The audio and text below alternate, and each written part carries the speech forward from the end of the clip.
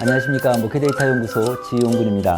오늘은 목사님들이 설교 주제로 많이 사용하시는 행복에 대한 그런 데이터를 좀 갖고 왔습니다. 우리나라가 굉장히 경제 강국인데도 불구하고 행복도는, 우리 국민들의 행복도는 전 세계적으로 이렇게 낮은데요. 데이터를 좀 먼저 소개하고 행복에 대한 여러 가지 것들을 좀 말씀드리도록 하겠습니다. 먼저 올해 3월 달에 유엔에서 세계 행복 지수를 발표를 했어요. 근데 한국이 전체 36개국 중에서 32위 정도 됩니다. 그러니까 OECD 평균이 6.7점인데 우리나라는 10점 만점에 5.9점입니다. 그래서 경제력으로는 굉장히 좀 뛰어나지만 높지만 국민들의 삶은 좀 행복도 낮은 나라다, 이렇게 좀 볼 수 있는데, 그런 연령별로 한번 보면은요, 연령별로 보면은 우리나라 이제 남자, 여자, 또 남자의 연령별, 여자 연령별 이렇게 볼 수 있는데, 가장 행복도가 낮은 계층이 어디냐면은 남성들 50대, 60대입니다. 60대층이 가장 낮은데, 왜 그럴까 좀 생각해 봤더니, 이제 우리가 보통 직장에서 이제 은퇴 시점이 이제 50대 초반, 40대 후반, 50대 초반이라고 하면, 그때부터는 소득 수준이 굉장히 낮아지고, 또 60대 정도 되면 이제 실직이 되고 또 이렇게 되다 보니까 아무래도 그런 요인 때문에 행복도가 좀 낮아진다는 느낌이 들고, 또 여성보다는 남성이 좀 더 행복도가 낮습니다. 그래서 이런 측면들을 좀 알고 계시면 좋을 것 같고요.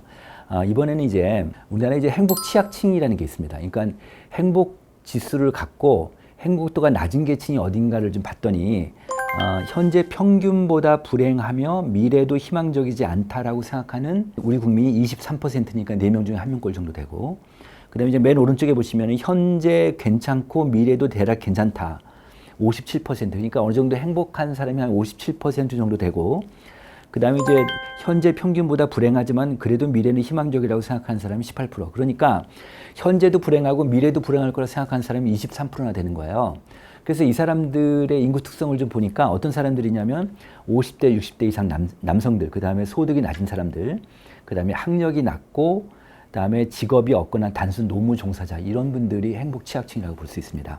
그래서 제가 지금까지 말씀드린 걸 갖고 아마 느낌이 오셨겠지만, 이 행복도에 가장 크게 영향을 미치는 요인이 뭘까 보면 우리나라는 단연 소득 수준입니다. 그러니까 자기가 얼마나 소득을 갖고 있는가에 따라서 행복도가 굉장히 크게 영향을 받게 되는데, 특히 이제 현재 행복도와 상관관계를 봤습니다. 예를 들어서 소득, 그 다음에 지금 현재 직장을 갖고 있는 고용 여부, 가족들과의 관계, 주거 형태, 사회적 관계, 이런 걸 봤더니 지금 현재 행복도에 가장 크게 영향을 미치는 요인이 바로 소득 수준이었습니다. 소득하고 소비.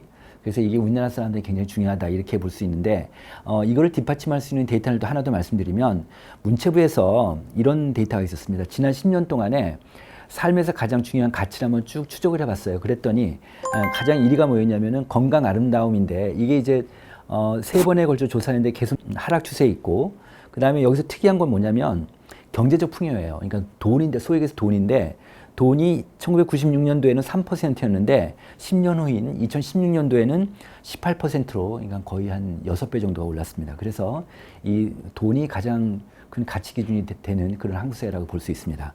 그러면 어떻게 하면 행복할 수 있을까? 이걸 한번 좀 생각해 볼 수 있지 않습니까? 그래서 보면은 먼저 종교별로 보니까 개신교인이 삶의 만족도가 다른 종교인 또 무종교인보다는 가장 높아요. 이 수치를 좀 보시면은 종교인별로 삶의 만족도에서 개신교인이 44%입니다. 근데 무종교인은 34%니까 그 무종교인하고 개신교인하고 거의 한 10% 정도 그렇게 지금 보이고 있습니다. 그 다음에 또 하나는 뭐냐면, 그 다음에 이제 웃음 있지 않습니까? 웃으면 행복하다, 웃으면 복이 온다, 이런 얘기가 있는데, 이런 데이터가 실제로 있습니다. 예를 들어서 하루에 한 번도 웃지 않은 사람이 있겠고, 또 하루에도 여러 번 웃는 사람이 있을 텐데, 이 데이터를 갖고 봤더니 하루에 한 번도 웃지 않은 사람의 행복 지수가 43점인데 하루에 6번 이상 그래도 많이 웃는 사람이죠. 6번 이상 많이 웃는 사람이 66점이니까 큰 차이가 납니다. 그래서 아무래도 행복한 사람일수록 많이 웃는다, 이렇게 볼 수 있겠고요. 또 하나는 뭐냐면 스마트폰 사용 여부인데, 스마트폰을 좀 1분에 한 번씩 계속 보는 사람이 있고, 10분에 보는 사람이 있고, 1시간에 한 번씩 보는 사람이 있고, 아예 안 보는 사람이 있는데, 아예 스마트폰이 없는 사람의 행복 지수가 57점이고요. 그 다음에 1분에서 5분 간격으로 보는 사람이 한 52점 정도 됩니다. 그러니까 스마트폰을 적게 보면 볼수록 행복 지수는 올라간다. 이런 데이터가 좀 있겠고요. 또 하나 뭐냐면 취미나 특기가 있는 사람이 있고 또 없는 사람이 있는데 취미 특기가 있는 사람이 62점. 그 다음에 취미 특기가 없는 사람이 49점. 그래서 취미를 갖는 게 굉장히 행복도에는 많은 영향을 미칠 수 있다. 이렇게 볼 수 있습니다. 그래서 자, 그럼 이걸 갖고 교회에서 어떻게 좀 대응해야 될까를 좀 생각해 보면요. 일단 한국인 전체가 다른 나라에 비해서 이 돈에 의해서 행복도가 굉장히 좌지우지되는 그런 나라이란 말이에요. 그런데 어떻게 보면 그러니까 돈이 그 가치 판단의 가장 절대적인 기준이 이제 한국 사회인데 그럼 교회는 이 가치 판단의 기준, 새로운 기준을 제시할 수 있지 않을까라고 생각해 본 거예요. 예컨대 하나님 나라를 구현한다. 좀 어려운 말일 수는 있겠는데 이 땅에 하나님 나라를 이룬다. 내 가정에서 내 직장에서 하나님 나라를 이룬다.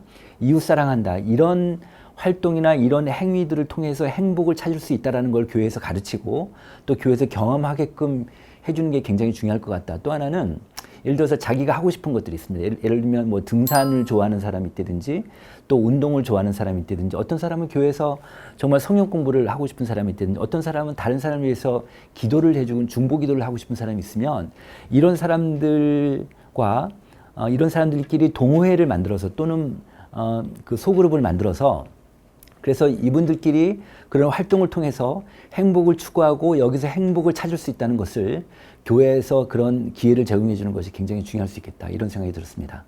네, 오늘은 행복에 대해서 말씀드렸는데 이 다음 주에 다시 좋은 아이템 갖고 다시 오도록 하겠습니다. 감사합니다.